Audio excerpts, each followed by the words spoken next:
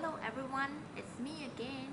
I hope you did enjoy the story A Squash and a Squeeze read by me last 2 weeks. Today I'm going to share another story with you. Before I begin, I would like to remind you about the story of the three little pigs. I think all of you know the story very well, where there were three little pigs in the story. The first little pig built his house with straws. The second little pig built his house with wood, and the third little pig built his house with bricks. The story ended up with a wolf was accused for blowing down the first two houses and eaten up the two little pigs. He is now known as the Big Bad Wolf. Today, a wolf is here with us at Kids Cove. He is coming to defend himself. Let us invite a wolf.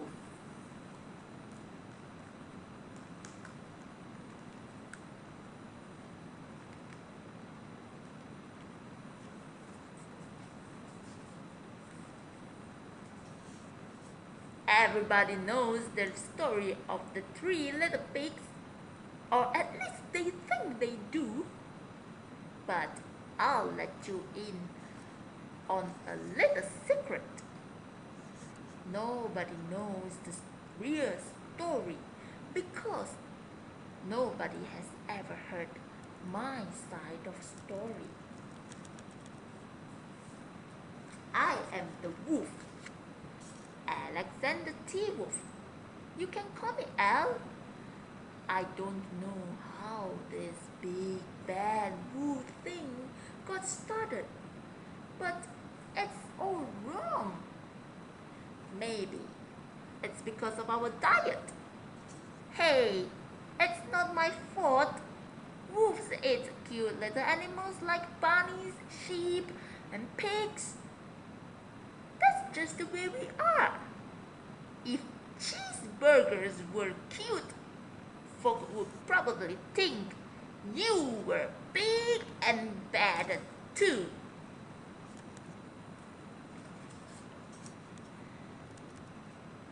But like I was saying, the whole big bad wolf thing is all wrong. The real story is about a sneeze and a cup of sugar. This is the real story.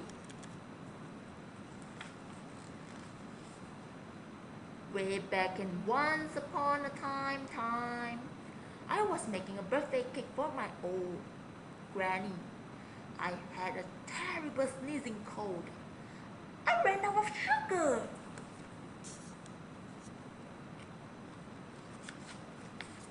So I walked down on the street to ask my neighbor for a cup of sugar. But this neighbor was a pig. He wasn't too bright either. He had built his whole house out of straw. Can you believe it? I mean, who in his right mind would build a house of straw?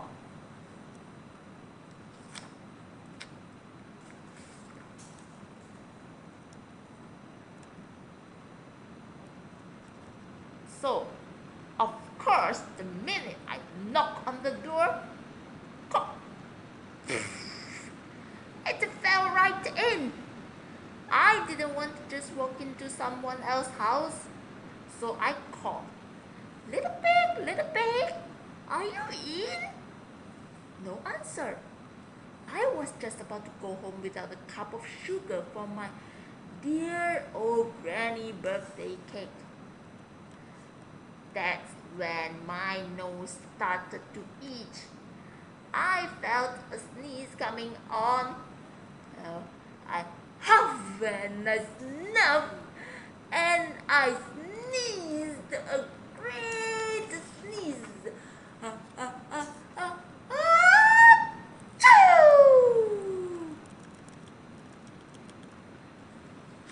And you know what? The whole darn house fell down, and right in the middle of the pile of straw was the first little pig, dead as an ordeal. He had been home the whole time. It seemed like a shame to leave a perfectly good ham dinner lying there in the straw. So I ate it up. Think of it as a big cheeseburger just lying there. Didn't you eat it too? I was feeling a little better, but I still didn't have my cup of sugar. So I went to the next neighborhood's house. This neighbor was the first little pig's brother. He was a little smarter, but not much. He had built his house of sticks.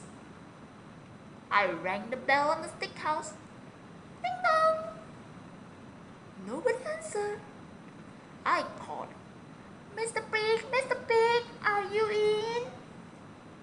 He yelled back, Go away, wolf! You can't come in. I'm shaving my hairs on my chinny chin. I had just grabbed the doorknob when I felt another sneeze coming on. I huffed and I snuffed and I tried to cover my mouth, but I sneezed a great sneeze. And you're not going to believe it, but this guy's house fell down just like his brother's. When the dust cleared, there was the second little pig, dead as a doornail. Wolf's honor. Now, you know, food will spoil if you just leave it out in the open. So I did the only thing there was to do. I had dinner again. Think of it as a second helping. I was getting awfully full, but my cold was feeling a little better.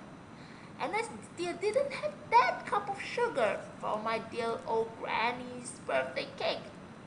So I went to the next house. This guy was the first and the second little pig's brother. He must have been the brains of the family. He had to build his house of bricks. I knocked on the brick house. No answer. I called, Mr. Pig, are you in?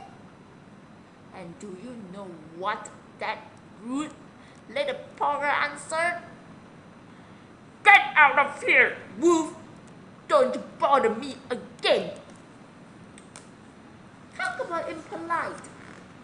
He probably had a whole sack full of sugar, and he wouldn't give me even just one little cup for my dear old granny's birthday cake. What a pig! I was just about to go home and maybe make him a nice birthday card instead of a cake when I felt my cold coming on. I huffed and I snuffed and I sneezed once again. Then the third little pig yelled, and your old granny can sit on the pin.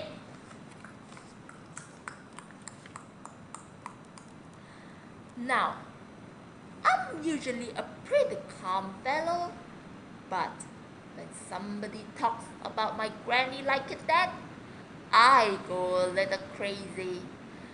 When the cops drove up, of course I was trying to break down this pig's door, and the whole time I was huffing and puffing and sneezing and making a real scene.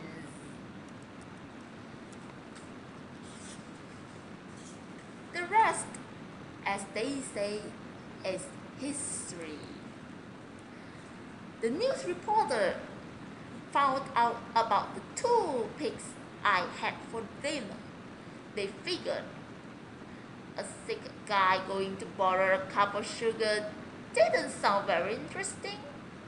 So they jazzed up the story with all of that huff and puff and blow your house down.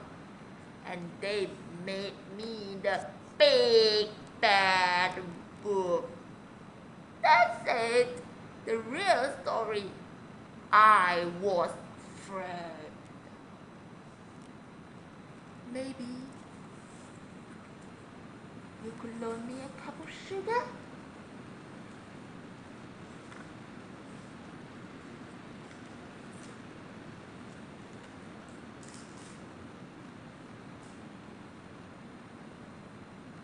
After listening to A Wolf, do you still feel that he is the big bad wolf?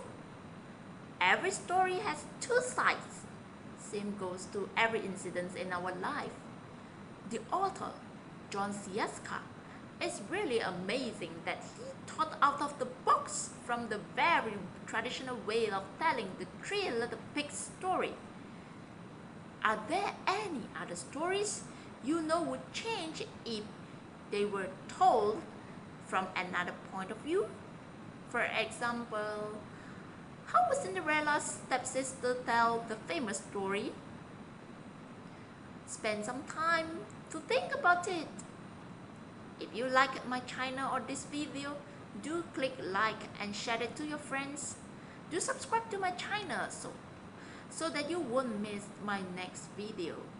It's for free. See you next time. Bye.